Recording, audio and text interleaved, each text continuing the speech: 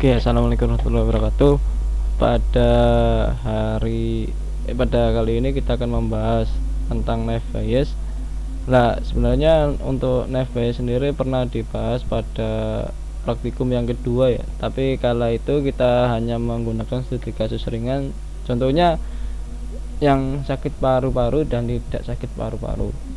Nah, tapi di sore hari ini, di kesempatan kali ini kita akan membahas codingnya, implementasi dari studi kasus yang sudah ada.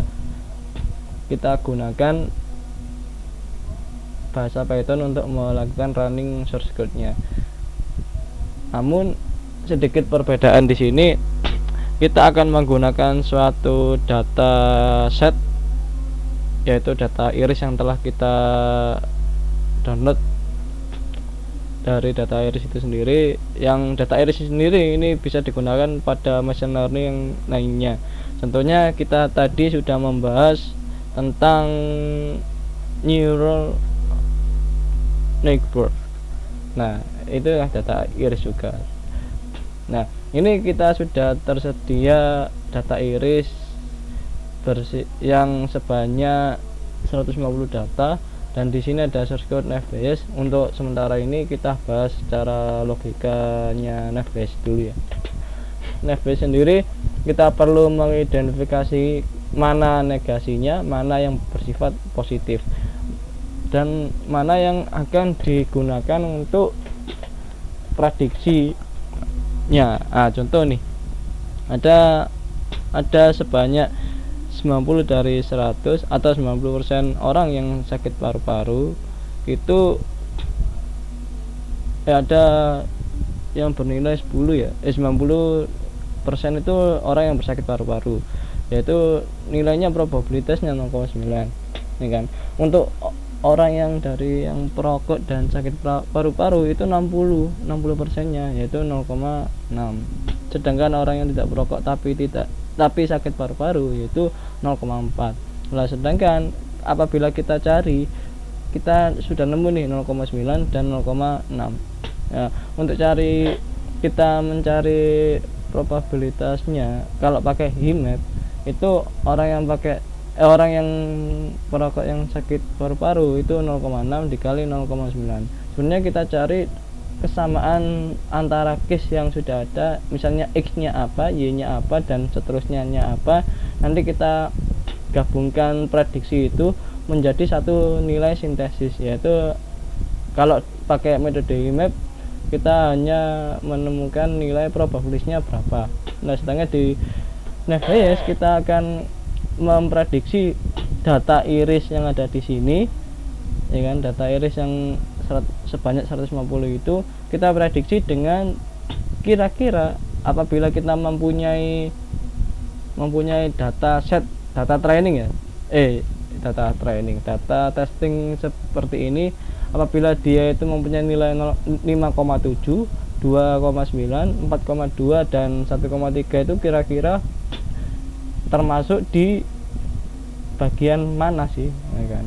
Nah, baru kita cek selanjutnya. Nah, di sini kita perlu mengimport data CSV-nya ya. Antara lain dataset .csv itu kita import ke source code. Nah, di sini kita akan pecah datasetnya. Dari dataset ini kita akan masukkan ke kelas-kelas baru. Nah, di kelas baru ini kita akan distribusikan. Yang pertama di sini mereka akan melakukan pengecekan berapa banyak total, ibaratnya gini, berapa banyak yang dimiliki oleh data training, dan dibandingkan nanti data setnya seperti ini. Nah, berapa sih probabilitas yang di data training yang ada. Nah, baru di sini ketika sudah menemukan sebuah probabilitas, naive Bayes sendiri akan mengecek apakah probabilitas yang ada ini masuk ke bagian yang mana.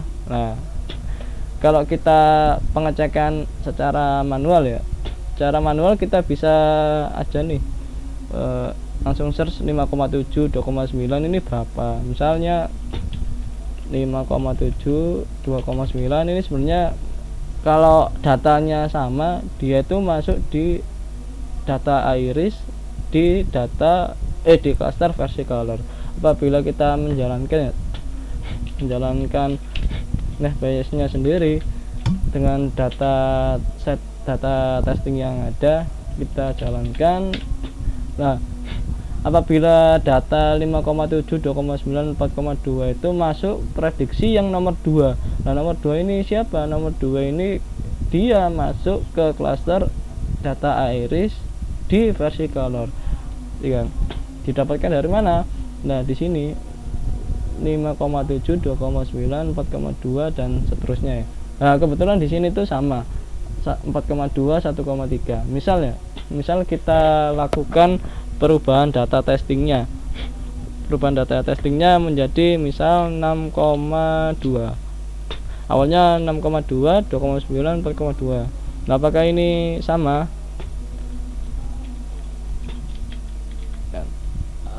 Apakah hasil testingnya sama? Di sini kita jalankan. Nah, untuk nilai 6,2 2,9 4,2 ternyata itu masuk ke prediksi nomor 2 juga, yaitu di versi color. Nah, kita cek nih 6,2 ini ada di mana saja? Ada di versi color, ada di Virginica, ada versi color. Versi colornya ada 2 ya. Terus yang kedua coba 2,9 ini masuk kemana? Oh, ternyata dia itu masuk ke versi color. Jadi otomatis yang di Virginica ataupun di data-data yang lainnya itu hilang atau tidak digunakan, ya kan? Sehingga kita dapat ketahui bahwasanya data 6,2 itu ternyata masuk di data versi color itu sendiri, ya kan? Walaupun ininya tidak ada ya, di datanya tidak sama. Nah, sebenarnya untuk hal-hal yang tidak diinginkan, dalam artian kalau kita mempunyai data training ataupun dataset yang banyak, kita perlu melakukan satu persatu prediksi apakah data ini masuk ke klaster yang mana, masuk ke kategori yang mana. Sebenarnya Nest sendiri itu bisa melakukan pemfilteran prediksi kategori itu sesuai data set yang telah kita masukkan di sini. Data testing yang kita masukkan di sini. Nah, itu saja hasil percobaan dari Nest kali ini. Untuk perubahan datasetnya kita bisa ubah-ubah, data testingnya berapa, terus data irisnya kita, ini contohnya pakai iris ya, kita gunakan dataset yang berubah ya nggak masalah, dan ini bisa digunakan pada studi case yang lainnya. Sekian dari saya, apabila ada kekurangan saya mohon maaf. Wassalamualaikum warahmatullahi wabarakatuh.